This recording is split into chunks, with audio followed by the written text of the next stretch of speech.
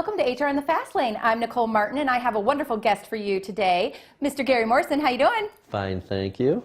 Gary drove down from the North Burbs to the city to meet with me today, and I'm so excited to share his story with you. Gary, tell us a little bit about AREN Party Printers. You got this business that you acquired from your mother, what, 95? I bought the business from her in 95. Yeah. Yes, I did, and it was a small business, 6 or 7 employees. She bought the business from another couple, and it was her and her girlfriend. They personalized party accessories. So they had 3 little stamping machines, and they had a die cutter, and a guy setting type in the evening, and a couple women pasting paper on the matches. I love the story. It's one of these things that you don't even realize how big a business like that can become just from socializing with your girlfriends at your local synagogue, right? And making their parties fantastic with all these wonderful products. And truly, for you to come in, it was certainly not your vision originally. You were in radio and TV. I knew nothing about the business. And when you think about the evolution, it's been, what, a couple decades now. You're a multi-million-dollar business. Yes, You're hitting fastest growing on Inc. 5000. Mm-hmm. The e-commerce side of your business, foryourparty.com.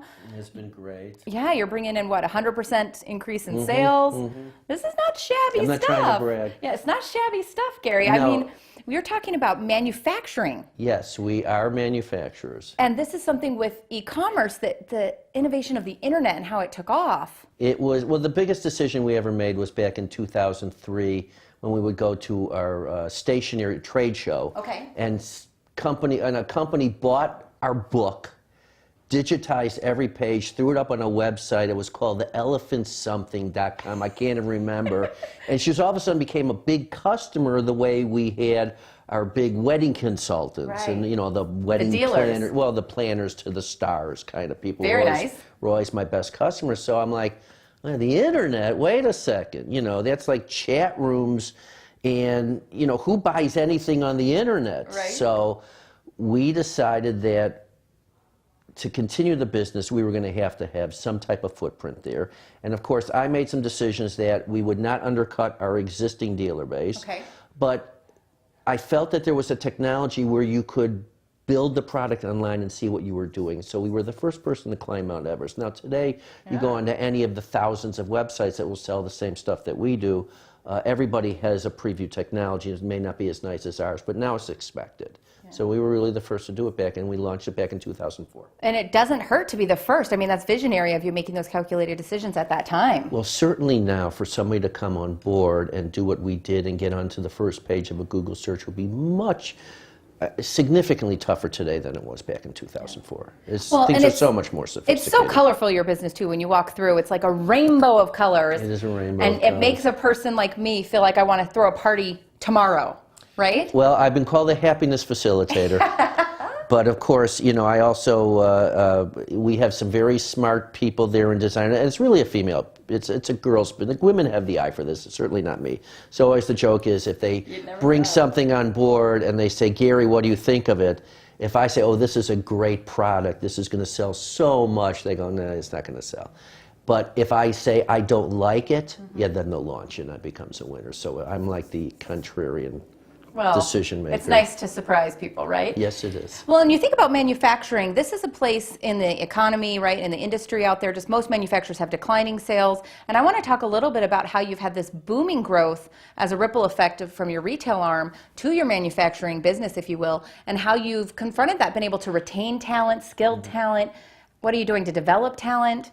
Well, I think, you know, it's always, you know, you can make the most beautiful product, but if you have no one to sell it to or if no one will buy it from you, it's a moot point. That's true. So our customers, which would be, let's say, Mindy Weiss, which is a very famous wedding consultant in LA and buys all her stuff from us, they want, you know, they're putting on $1 million wedding or a $500,000 wedding, and we're really 1% of the sale.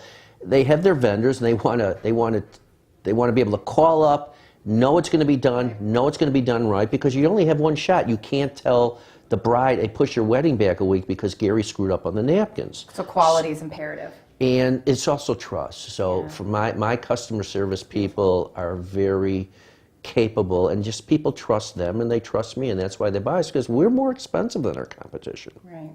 Well, and I think truly when you're selling on quality, and like you say, it's an art, not a science. But walking through your manufacturing plant, you've got a lot of production going on. We've got about 45 people back on the factory floor, and we moved into this new building about 3-4 years ago. We sold our existing building, and then we went into this 200,000 square foot building. We took 15,000 square feet. We've added another 5,000.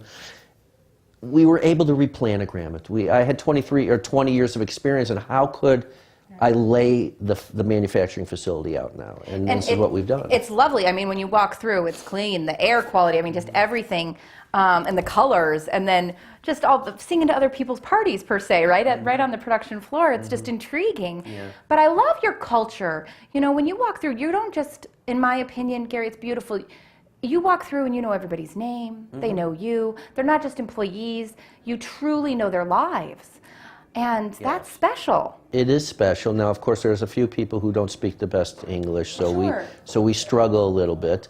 But at the Christmas party, we're all hugs and kisses. Like for instance, we have one employee who's been with the company for 34 years. I mean, he fled Poland in the 70s when you really couldn't have a business, and my mom hired him, and he's been working for me for 34 years in my best house. He's like a machine. Well, you have like people like this, tenured people, skilled people who've been with you a long time, and then you have this other growing side of your business, and in manufacturing it's typically the wall, as they call it. Right. There's the wall that separates manufacturing and the office, if you will. Yes. And even at your facility, you have manufacturing, you do have a wall, and then you have designers on the other side with people bringing dogs to work and a yoga room, and I mean, honestly, the things that you're doing though within your culture to bridge the two worlds, if you will. I mean, tell us about like what you did for Halloween. Well, we've been doing this for like 4 years now, and we buy pumpkins for everyone who wants to participate, and they carve the pumpkin, and then there's a big competition, and everybody gets to pick their top 5, and we assign values to it, and then people win. Now, of course, the first 2 years, the people who won were always the designers, the college-educated designers on the graphic design side. So now we have wins. If the factory has to win. Now, I was not at the last event. So we give a day off of pay to one of my employees, Nice. and then we get a day off of pay to one of the graphic designers, and then we give a half-day pay for second place. And of course, I come back and they say, well, there was a tie for second place, so you owe this person a day's pay, and you owe these 2 people a half-day pay. I said, okay. All right. Well, when you do things like that, though, it gets everybody participating when you're giving away good prizes like that. Yes. And how fun is it that you're getting the manufacturing competing for pride of the best design on their pumpkin against the true designers on the other side? It was shocking because we probably had like 35 of the 45 production people actually participate. We had pumpkins all over the place. I love that, though. I think the grassroots just energy behind that, and then the fun on the other side, and it lasts because it's friendly camaraderie and competition. We have pizza parties. We throw a lot of parties because we're in the party business. I need to come and work for you. That sounds great. Well, truly, where can people find you and your business? Whether it be a dealer, someone who's wanting to come and work for you potentially. Where can they find your business? Usually you'll find us word of mouth or the National Stationery Show, but it is a shade of its former self. Patty, if you're listening, I apologize. We have a website called AREN.com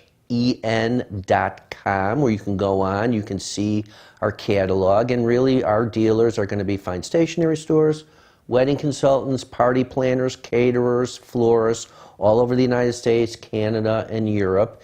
And then we also have e-commerce companies, but I would start at ar-en.com. Yeah. We also have a retail website, foryourparty.com.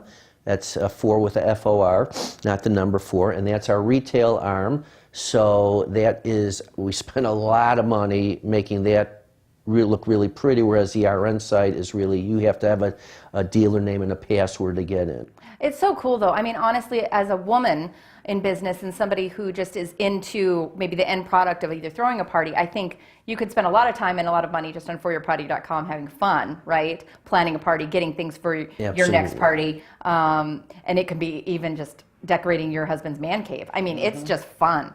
And then on the other side of your business, it's fascinating because truly anybody could start their own business on the RN side being a dealer for you. Sure, absolutely. There's the Association of Bridal Consultants. There's a lot of organizations, and it's a career for people. No matter what the economy is, people are going to get married. They may not spend as much money. You know, in 2008, you know, a wedding today, people spend $26,000 on average. In 2008, maybe it was $23,000 because, you know, people were broke and people were losing their jobs. But we are in the business of providing product for, you know, some of the most important events in a person's life. So no matter what, it's a time when people will spend money. They will not scrimp. And you know, and it's taken me 23 years to charge more money than any of my competitors, and give a lesser discount than any of my competitors. Quality and service, right? Quality and service. That's excellent. Well, congratulations on all your growth, Gary, and thank you for coming down to see me today. Thank you. It's always fun in the fast lane. Thank you. Now he's got to throw me a party, right? Right. Make it a great day, everyone. Thank you.